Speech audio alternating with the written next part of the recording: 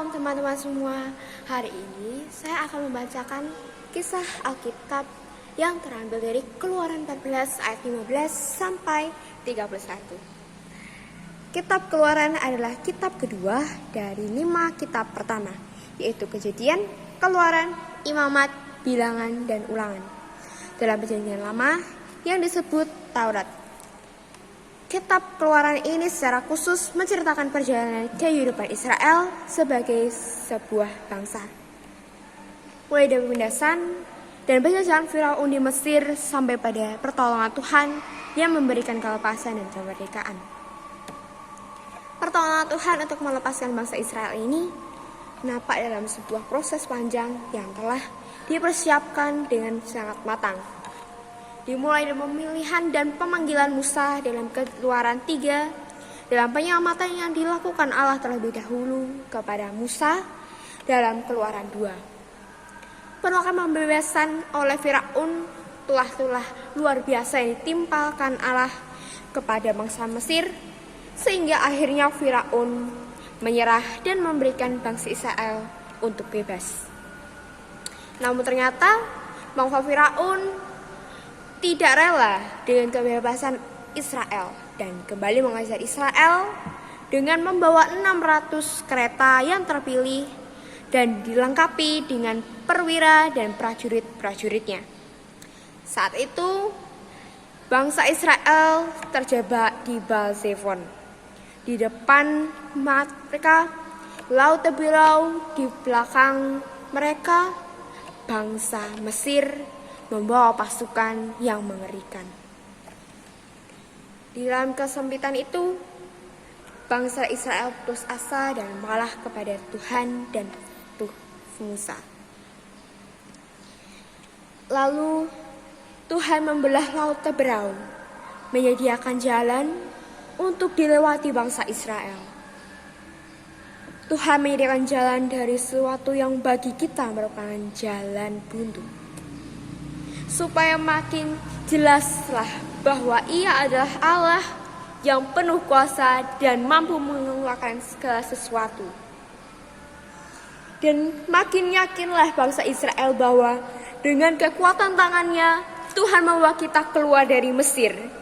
Di dalam Keluaran 12 ayat 16, itulah yang menjadi pokok pengakuan umat Israel yang dijaga dan diturunkan ke generasi.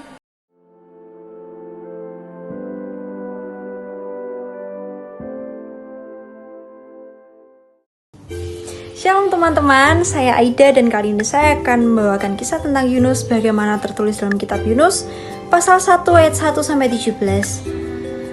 Yunus mengingkari panggilan Tuhan. Allah memiliki pekerjaan untuk Yunus, tapi Yunus sangat membenci pekerjaan itu. Allah menginginkan Yunus untuk pergi ke tempat bernama Niniwe untuk memberitahukan kepada orang-orang Niniwe bahwa Allah masih sangat mencintai mereka. Tetapi Yunus enggan melakukan pekerjaan itu, karena Yunus tahu orang-orang Niniwe sudah banyak sekali melakukan kejahatan dan dia bisa saja mati di sana. Allah tahu apa Yunus pikirkan itu benar, tetapi Allah masih mau memberi mereka permulaan yang baru dan mengampuni segala dosa mereka jika saja orang-orang Niniwe masih mau berbalik dan dekat lagi dengan Allah.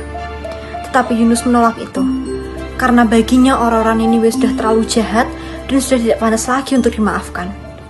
Jadi Yunus memiliki rencana untuk pergi jauh dari Niniwe. Ia lari ke Yafo, menghampiri sebuah kapal dan membayar seluruh biaya perjalanannya untuk menuju ke Tarsis. Tak lama setelah pelayarannya, di tengah perjalanan mereka, angin bertiup sangat hebatnya sehingga menyebabkan badai. Ombak yang awalnya tenang pun menjadi sangat bergelora. Awak-awak kapal menjadi sangat ketakutan. Ia berseru-seru masing-masing kepada Allahnya jika saja Allahnya masih mau menolong mereka. Mereka membuang seluruh isi di dalam kapal, kiranya hal itu bisa meringankan beban di kapal. Tapi segera Yunus mengetahui bahwa bencana itu ialah penyebabnya. Ia lalu berkata dan menyuruh awak-awak kapal untuk segera mencampakkannya dan membuang dia ke laut. Awalnya awak-awak kapal sangat meragukan pilihan Yunus, tapi Yunus bersikeras untuk meyakinkan mereka jika mereka masih mau selamat, mereka harus membuang Yunus ke dalam laut.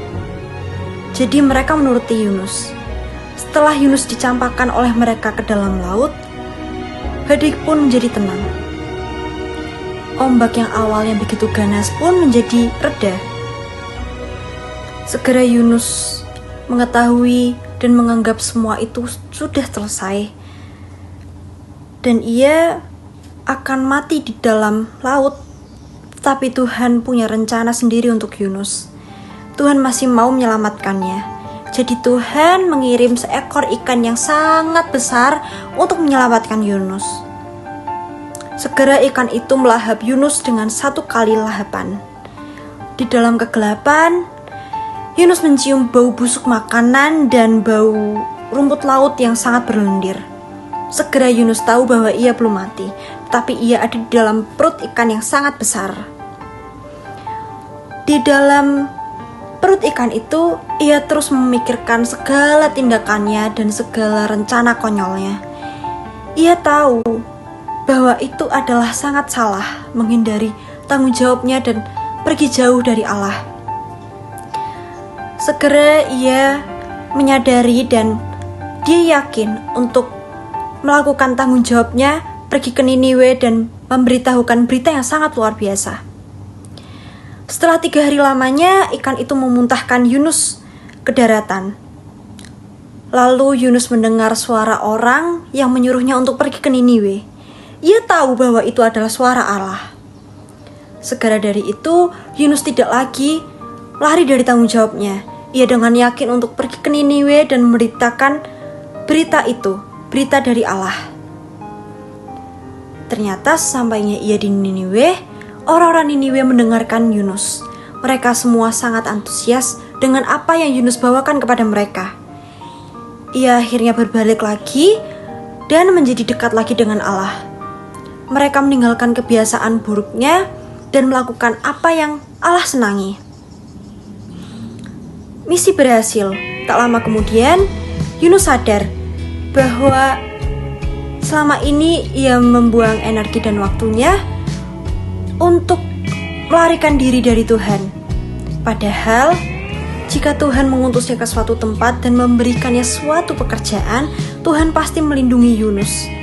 Ia pasti menyertai Yunus. Apapun yang terjadi di dalam perjalanan, Tuhan pasti beserta Yunus. Ini mengajarkan kepada kita bahwa apapun yang Tuhan kehendaki, Tuhan tidak akan lepas tangan atas kita. Tuhan akan senantiasa menyertai kita di dalam perjalanan sejauh apapun Ia akan mengutus kita nantinya. Kita tidak perlu menjadi pembengkang seperti Yunus, jauh-jauh lari ke Tarsis untuk menghindari tanggung jawabnya.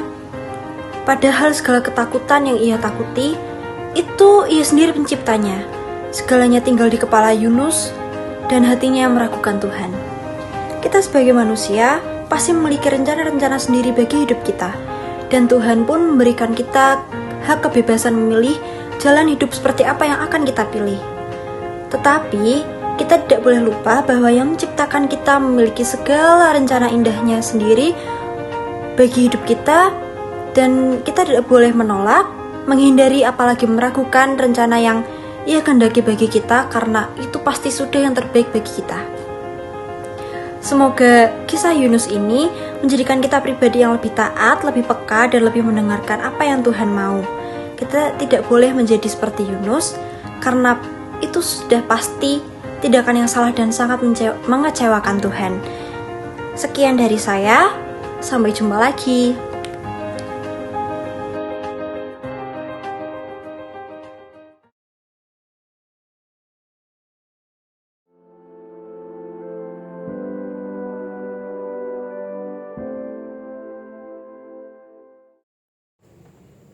Salam Bapak Ibu yang dikasihi Tuhan Yesus Kristus. Pada saat ini saya akan membawakan renungan tentang sebuah merdeka untuk mengasihi dan untuk melayani. Yang kami ambilkan dari Galatia 5 ayat 13 sampai 14. Galatia 5 ayat 13 sampai 14, beginilah firman Tuhan. Saudara-saudara, Memang kamu telah dipanggil untuk merdeka. Tetapi janganlah kamu mempergunakan kemerdekaan itu sebagai kesempatan untuk kehidupan dalam dosa. Melainkan layanilah seorang akan yang lain oleh kasih. Sebab seluruh hukum Taurat tercakup dalam satu firman ini, yaitu kasihilah sesamamu manusia seperti dirimu sendiri. Bapak Ibu yang dikasihi Tuhan Yesus Kristus, sebagai orang Kristen atau pengikut Kristus, kita dituntut untuk memiliki kehidupan yang berbeda dari orang-orang di luar Tuhan. Karena status kita adalah orang-orang percaya, sedangkan orang-orang di luar Tuhan tidak disebut sebagai orang percaya. Apakah orang percaya hidupnya sama dengan orang yang belum percaya? Jawabnya dengan tegas tidak. Karena itu kita harus mempertanggungjawabkan status istimewa ini. Akankah kita menjadi orang Kristen yang biasa-biasa saja dan menjalani hidup ini semena-mena tanpa menyadari untuk apa kita dipanggil sebagai orang percaya? Rasul Paulus menegaskan bahwa kita adalah orang-orang yang merdeka. Karena Kristus telah memerdekakan kita. Karena itu berdirilah teguh. Dan jangan mau lagi dikenakan kuk perhambaan. Tuhan Yesus telah mengorbankan nyawanya di atas kayu salib demi menebus dosa-dosa kita. Melalui pengorbanannya, kita diselamatkan, kita dilepaskan dari segala kutuk dosa, dan bukan lagi menjadi hamba dosa. Kamu telah dimerdekakan dari dosa dan menjadi hamba kebenaran. Menurut Roma 6 ayat 18 tentang apa arti merdeka. Merdeka berarti bebas dari perhambaan, bebas dari penjajahan, terbebas dari tuntutan, tidak terikat atau tidak tergantung kepada orang atau pihak lain. Berarti tidak terbelenggu oleh segala sesuatu yang menghamba dan memperbudak. Dalam kata merdeka terkandung dua pengertian. Yang pertama adalah merdeka secara de jure atau hukum.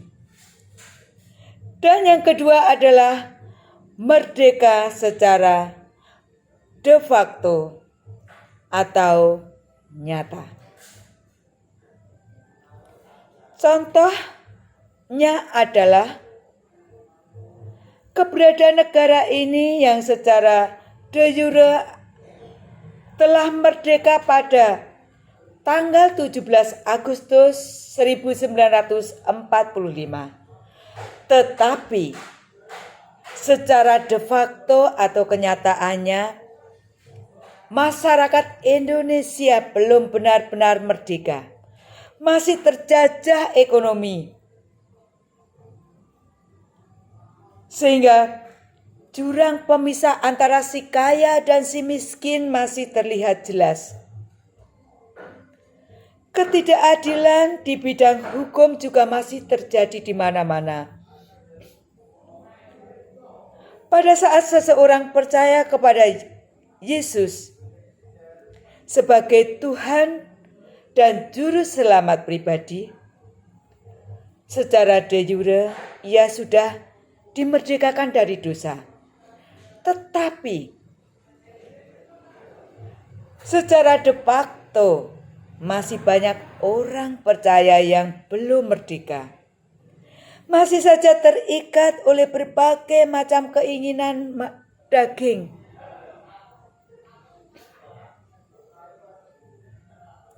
Nah, Bapak Ibu yang dikasihi Tuhan, apakah itu merdeka? Konsep kemerdekaan dalam surat Galatia itu berbeda dengan konsep yang berlaku di dunia ini. Jangan kamu mempergunakan kemerdekaan itu sebagai kesempatan untuk kehidupan di dalam dosa. Kalau kita sungguh-sungguh merdeka, kita tidak akan hidup lagi di dalam dosa. Kita dimerdekakan dari kehidupan dosa. Merdeka artinya adalah mati bagi dosa, dan dosa tidak berkuasa lagi atas kita. Kita merdeka tidak perlu memberi respon terhadap pergodaan-godaan yang membuat kita terjerumus ke dalamnya. Hiduplah sebagai orang merdeka yang bukan seperti mereka yang menyalahgunakan kemerdekaan itu untuk menyelubungi kejahatan. Tetapi hiduplah sebagai hamba Allah. Konsep kemerdekaan Kristen sering disalahartikan oleh banyak orang. Misalnya mereka berkata, yang penting ialah kita percaya kepada Yesus dan kita mengikuti kebaktian. Sudah cukup. Seperti hal percaya dan mengikuti kebaktian itu sudah memiliki SIM atau surat izin masuk surga. Sehingga mempunyai hak untuk bersenang-senang di dunia tanpa menghiraukan firman Tuhan. Kemerdekaan Kristen artinya adalah merdeka dari hukuman dan keterikatan dari dosa untuk hidup bagi Tuhan. Kita merdeka dari tidak lagi diperhamba oleh keinginan daging. Bukan keinginan daging yang menguasai kita, tetapi kita yang menguasai daging kita. Roh Kudus menguasai kita, dan hanya Roh Kudus yang bekerja. Dan itulah orang yang sungguh-sungguh sudah merdeka. Kita telah dimerdekakan dalam hal apa saja kira-kira? Jadi yang pertama adalah kita merdeka untuk saling melayani. Kita tidak hanya merdeka dari kehidupan dosa, tetapi juga merdeka untuk melayani Tuhan. Wujud dari pelayanan itu dapat dilihat dari kehubungan kita dengan sesama manusia, yang dimulai dari hubungan istri, hubungan suami, hubungan anak, hubungan bapak, hubungan ibu, hubungan saudara, hubungan tetangga, dan hubungan jemaat, dan masih banyak lagi.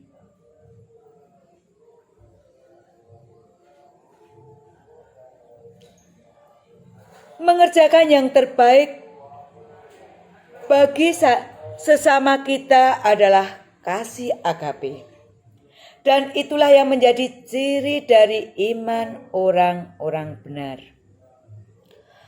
Kasih agape meliputi 1. Kesabaran, 2. Kemurahan, 3. Kebaikan, 4. Kesetiaan, dan 5. Kelemah lembutan.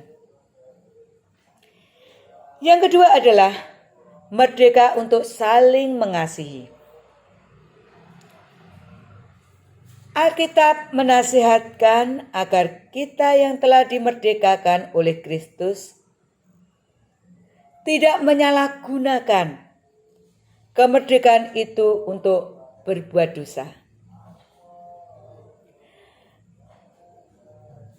Sebaiknya, hendaklah kemerdekaan itu kita pakai untuk melayani sesama atas dasar kasih.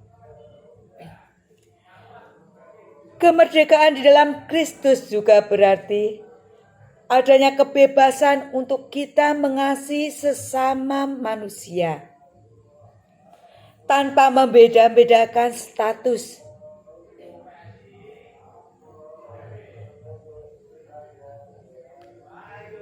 Bunda Teresia adalah contoh hamba Allah yang mempergunakan kemerdekaannya di dalam Kristus dengan sangat-sangat baik.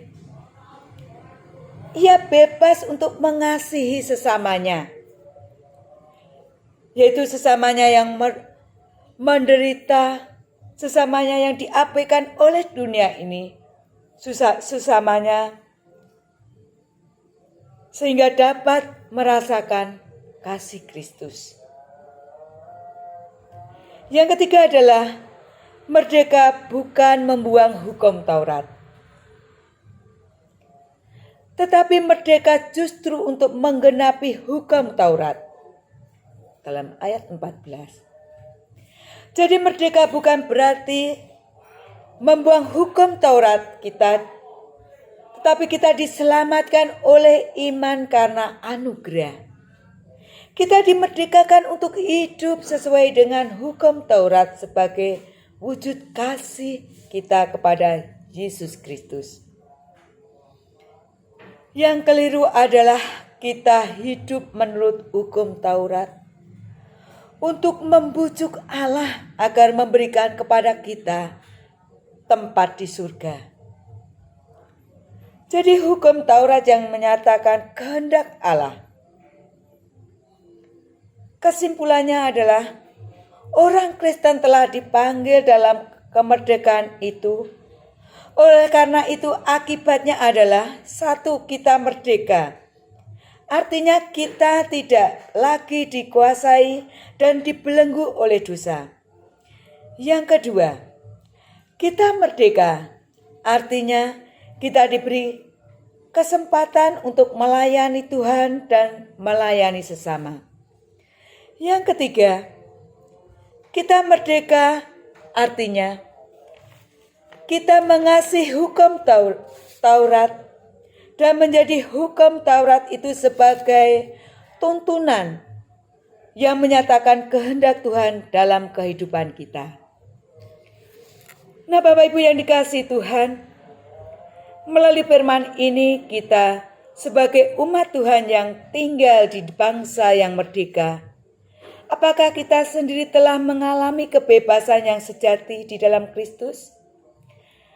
Mari kita belajar untuk hidup sebagai umat yang merdeka dan berilah diri kita untuk melayani sesama supaya kondisi bangsa ini menjadi lebih baik. Tuhan Yesus memberkati. Amin.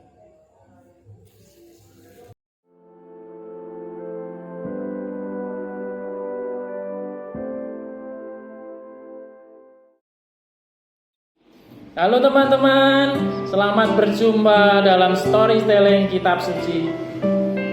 Pada kesempatan hari ini saya akan menyampaikan kisah Nabi Yunus yang terambil dari kitab Yunus pasal 1 sampai yang keempat. Mari kita dengarkan bersama-sama.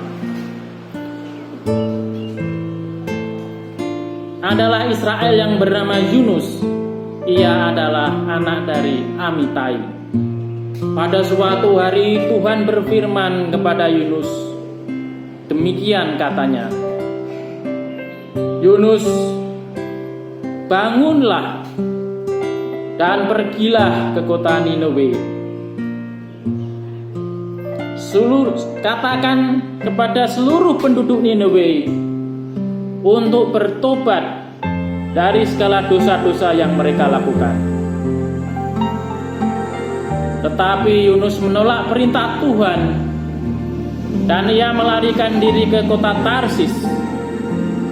Ia menjauhi dari kehendak Tuhan.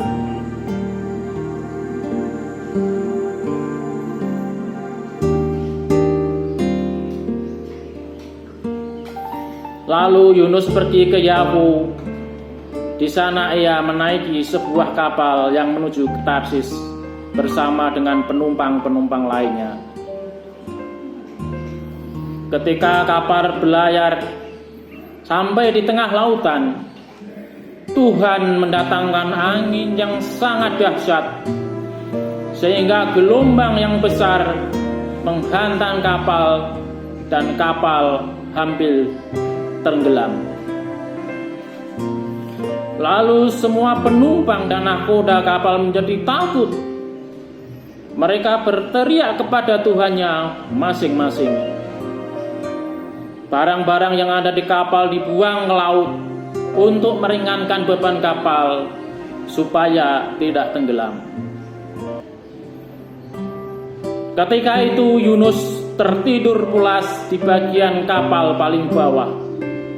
Ia tidak tahu apa yang terjadi kepada kapalnya. Lalu nahkoda kapal menghampiri Yunus dan berkata, "Bagaimana mungkin engkau tertidur begitu pulas? Bangunlah, berdoalah, minta tolong kepada Tuhanmu agar kita tidak binasa." Kemudian awak kapal dan penumpang kapal satu dengan yang lain berkata demikian, "Mengapa malapetaka ini menimpa kita? Dosa siapakah ini?" Mereka berkata demikian satu dengan yang lain. Dan mereka bersepakat untuk membuang undi. Dan kebetulan yang dapat undinya adalah Yunus. Lalu nahkoda kapal itu berkata kepada Yunus, demikian katanya, "Apa yang kami perbuat kepada kamu, Yunus, supaya kami, kapal kami, penumpang kami tidak binasa?"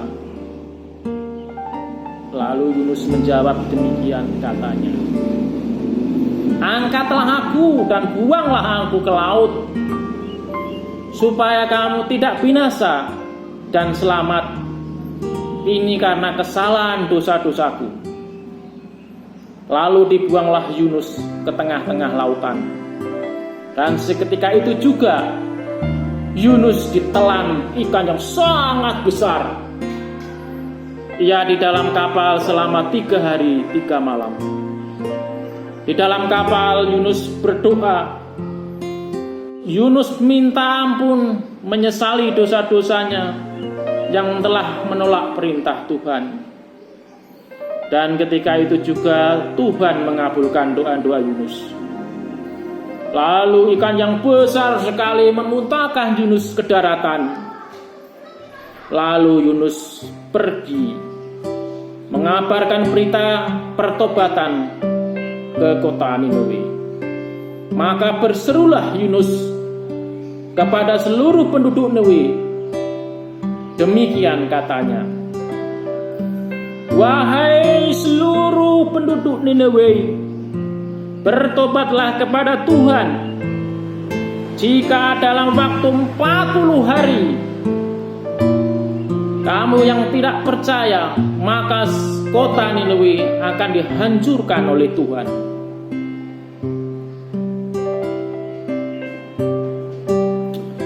Maka seluruh penduduk Niniwe menjadi takut mendengarkan sabda Tuhan yang disampaikan Yunus. Lalu mereka bertobat kepada Tuhan dengan berpuasa, berteriak minta tolong kepada Tuhan. Dan akhirnya penduduk kota Niniwe diselamatkan oleh Tuhan. Saudara-saudara yang dikasihi Tuhan, ini adalah kisah yang menarik bagi kita. Lalu apakah yang dapat kita ambil makna dari kisah ini bagi kehidupan kita orang percaya. Yang pertama, Yunus menolak perintah Tuhan untuk memberitakan berita pertobatan di kota Niniwe. Karena Yunus telah menolak perintah Tuhan, maka ia mendapat malapetaka. Jika ia taat menuruti perintah Tuhan, maka ia akan selamat. Sama dengan halnya kita orang percaya saat ini. Jikalau kita menolak perintah Tuhan, kita akan mendapatkan malapetaka. Tetapi sebaliknya, jika kita taat pada perintah Tuhan, maka kita akan diselamatkan dan diberkati oleh Tuhan. Yang kedua, Yunus adalah utusan Tuhan untuk menyatakan kabar baik dan kabar selamat pada seluruh penduduk Niniwe. Sama halnya dengan kita di sini, kita orang percaya, hidup kita adalah utusan Tuhan. Jikalau kita sebagai anak-anak yang masih sekolah, baiklah kita tekun dalam belajar sehingga kita memperoleh hasil yang baik, memuaskan orang tua, memuaskan sekolah kita, menjadi kebanggaan orang tua. Jikalau kita menjadi pekerja, baiklah kita menjadi pekerja yang baik, pekerja yang setia, ulet dan jujur, sehingga kita mempermuliakan nama Tuhan. Jikalau kita sebagai keluarga, baiklah kita menjadi keluarga yang baik dan harmonis, hidup rukun dan damai antara suami dan istri, anak dan orang tua saling mendukung, sehingga keluarga kita mendapatkan damai sejahtera. Jikalau kita dalam pelayanan dalam komunitas gereja, marilah kita melayani dengan tulus dan ikhlas untuk Tuhan, karena Tuhan akan memberkati kita. Saudara-saudara yang dikasih, ini adalah kisah menarik bagi kita. Mari kita bersama-sama melayani Tuhan dan taat kepada Tuhan. Tuhan memberkati. Amin.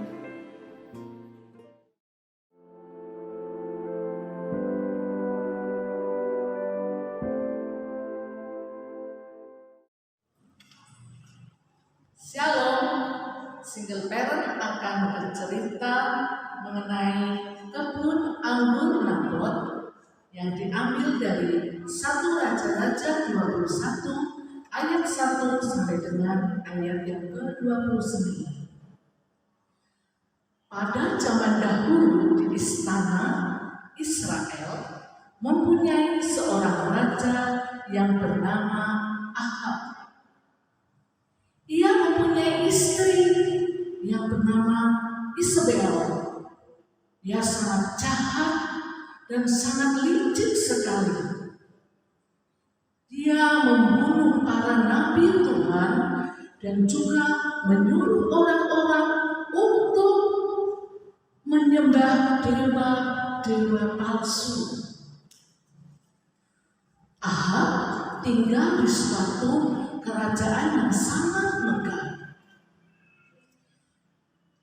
Adapun Nabot orang Yisrael yang mempunyai sebuah kebun anggur yang sangat indah yang letaknya ada di sebelah istana Raja Ahab. Pada suatu hari Ahab sedang berjalan-jalan. Dia melihat kebun anggur Nabot dan dia menjadi tertarik dengan kebun itu dan dia ingin memiliki. Maka dia bertanya kepada Nabot, "Nabot, berikanlah kebun anggurmu itu kepadaku supaya aku jadikan kebun sayur." Lalu apa jawab Nabot?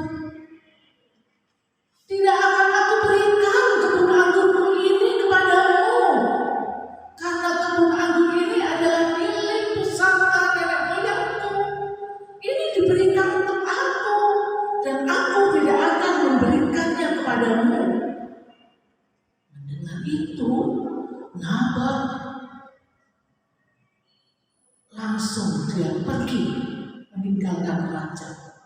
Dan raja dengan hati yang sangat sedih, marah, geram, dia pulang ke istana. Dia berbaring di atas tempat tidurnya dan wajahnya ditelungkupkan di atas tempat tidur. Dia tidak mau makan. Setelah itu datanglah Isabel, istrinya yang jahat itu. Dia berkata, "Kenapa hatimu kesal sehingga engkau tidak mau makan? Sebab aku telah berkata kepada Nabot orang Yesreel itu, berikanlah kebun anggurmu itu kepadaku. Tapi Nabot malah berkata, aku tidak akan memberikan kebun anggurmu ini kepadamu, karena ini adalah milik pusaka dari nenek moyangku." Mendengar itu semua, lalu kata Isabel, "Oh, bukankah engkau sekarang yang memegang kuasa Raja Israel? Bangunlah dan makanlah. Serahkan semuanya itu kepada Isabel. Kamu boleh makan dan bergembira." Maka setelah itu Isabel mempunyai rencana yang sangat jahat dan licik. Dia menulis surat. Dia memeteraikannya dengan meterai raja. Dan dia telah menuliskannya dengan nama raja pula. Dan surat itu dikirimkan kepada tua-tua dan juga para pembesar-pembesar yang ada di kota di mana Nabot ada di situ. Surat itu memberitahukan untuk mengadili Nabot dengan menuduhnya atas perbuatan yang tidak pernah dilakukan oleh Nabot. Sehingga perbuatan yang tidak pernah dilakukan ini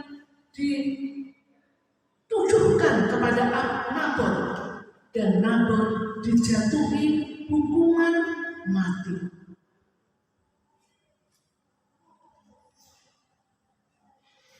Para pemimpin juga tua-tua, dia mau saja melakukan semuanya itu karena dia takut kalau dia tidak melakukannya, nanti dia akan mendapatkan masalah yang besar. Maka Nabot pun diadili di situ. Dan di situ juga ditantangkan 2 orang diminta untuk menuduh Nabot dengan tuduhan yang palsu, supaya Nabot bisa dinyatakan bersalah. Tuduhan itu mengatakan bahwa engkau telah mengutuk Allah dan Raja. Sesudah itu Nabot disuruh dibawa keluar dari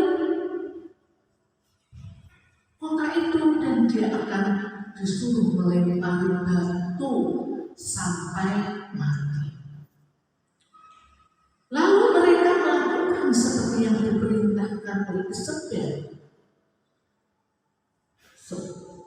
seperti surat yang sudah dituliskannya itu. Kata orang-orang itu bahwa Nabot telah mengutuk Allah dan Raja, maka mereka membawa keluar kota Nabot. Lalu dia melempari dengan batu sampai mati. Setelah mendengar bahwa Nabot sudah mati, lalu Isabel memberitahukan kepada raja, "Bangunlah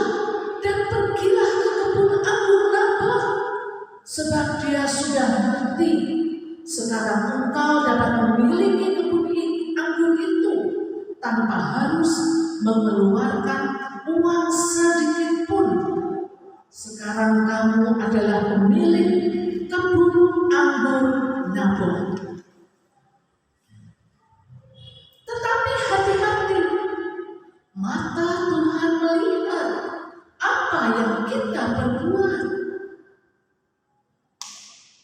Perbuatan Nabal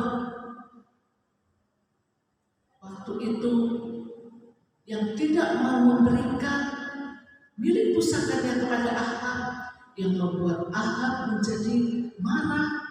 Akhirnya sekarang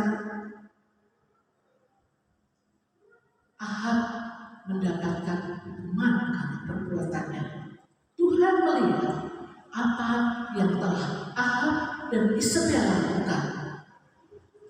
Maka firman Tuhan datang kepada Elia, orang Tisbe itu, yang bunyinya, bangunlah dan pergilah menemui Ahab, raja Israel yang di Samaria. Ia telah pergi ke kebun anggur Nabot untuk mengambil kebun itu menjadi miliknya. Katakan kepadanya, demikian firman Tuhan, engkau telah membunuh serta merampas juga. Katakan kepadanya, firman Tuhan mengatakan bahwa di tempat anjing telah menjilat darah Nabal, di situ juga anjing akan menjilat darahmu. Juga mengenai Isabel, Tuhan berfirman, anjing akan memakan Isabel di tembok luar Yesreel. Setelah Ahab mendengar perkataan itu, ia menjadi takut. Ia tidak berani berkata-kata. Lalu dia mengoyakkan pakaiannya dan mengenakan kain gaun. Dia langsung menyesal atas perbuatan yang pernah dilakukannya ini. Dan dia berpuasa. Nah, kita sebagai anak-anak Tuhan, kita tidak boleh mengingini milik orang lain, apalagi dengan cara yang sangat licik dan cara yang sangat tidak dibenarkan ini. Sampai di sini cerita dari single parent. Kiranya Tuhan memberkati. Amin.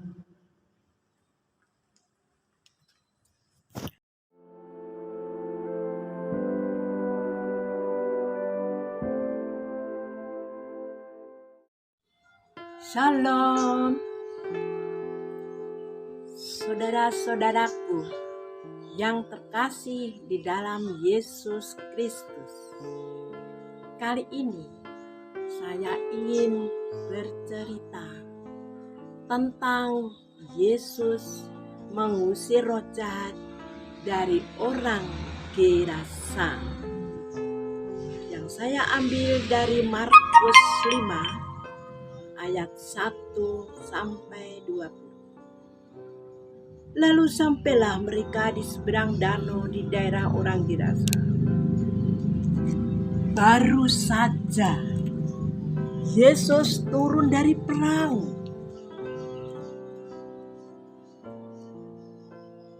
Datanglah seorang yang kerasukan roh jahat. Orang itu hidupnya di pekuburan, di lereng-lereng bukit. Pekerjaannya berteriak.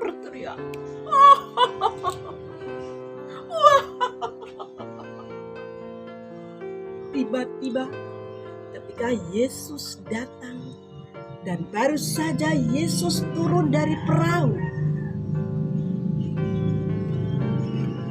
orang itu berlari lalu menyembah Yesus, dan dia berkata, "Apa urusanmu dengan aku? Hei Yesus, anak Allah yang maha tinggi, demi Allah, jangan siksa aku. Jangan siksa aku." Karena sebelumnya Yesus mengatakan kepadanya, "Hai engkau, roh jahat, keluar dari orang ini." Yesus bertanya, "Siapa namamu?" "Namaku Legion, karena kami banyak." Orang itu tidak menghiraukan. Orang-orang semua takut kepadanya karena dia sering menghantam tubuhnya dengan batu dan merantangannya di rantai. Tidak ada seorang pun yang bisa melepaskannya.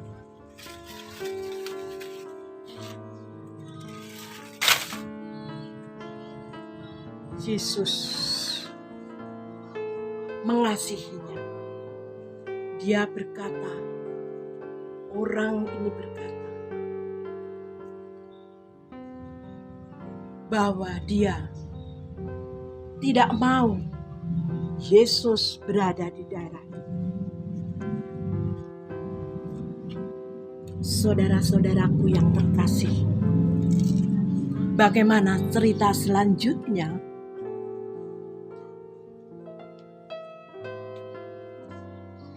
Di seberang sana, di bukit-bukit, hiduplah beberapa ekor babi yang sedang mencari makan.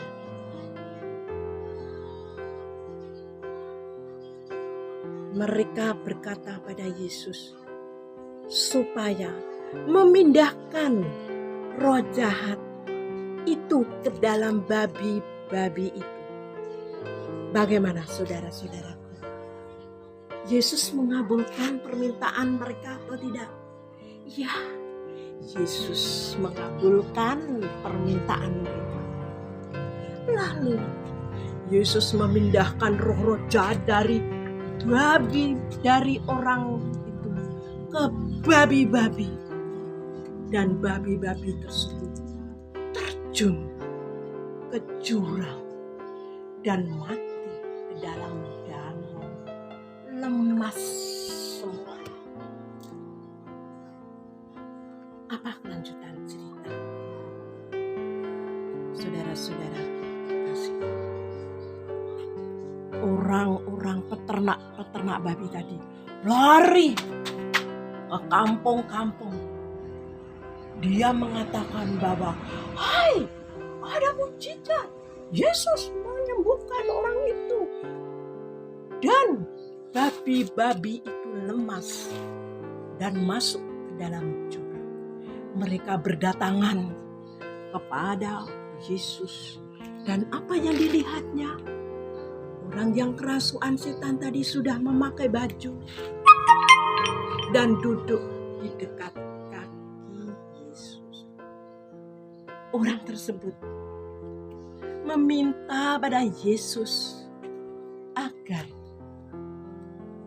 dia ingin mengikuti Yesus melanjutkan perjalanannya. Tetapi Yesus menolak. Tidak memperbolehkan kalau orang tersebut mengikuti Yesus. Dan Yesus berkata, "Bagaimana? Datanglah ke rumahmu kepada orang-orang sekampung dan beritahukanlah kepada mereka segala sesuatu yang telah diperbuat oleh Tuhan atasmu dan bagaimana Ia telah mengasihi engkau." Bagaimana, saudara-saudara? Orang itu pun pergilah dan mulai memberitakan di daerah Dekapolis segala apa yang telah diperbuat Yesus atas dirinya. Dan mereka semua menjadi heran. Apa yang dapat disimpulkan dari cerita ini? saudara-saudara, bahwa Tuhan sangat mengasihi umatnya. Di mata Tuhan, satu jiwa lebih berharga dibandingkan dengan sekumpulan babi-babi. Orang ini sudah merdeka, lepas dari jeratan roh jahat yang selama ini membelenggunya. Seperti kita bangsa Indonesia, telah 70 tahun kita merasakan kemerdekaan ini, lepas dari belenggu penjajahan. Merdeka bangsaku, merdeka tanah airku. Tuhan memberkati.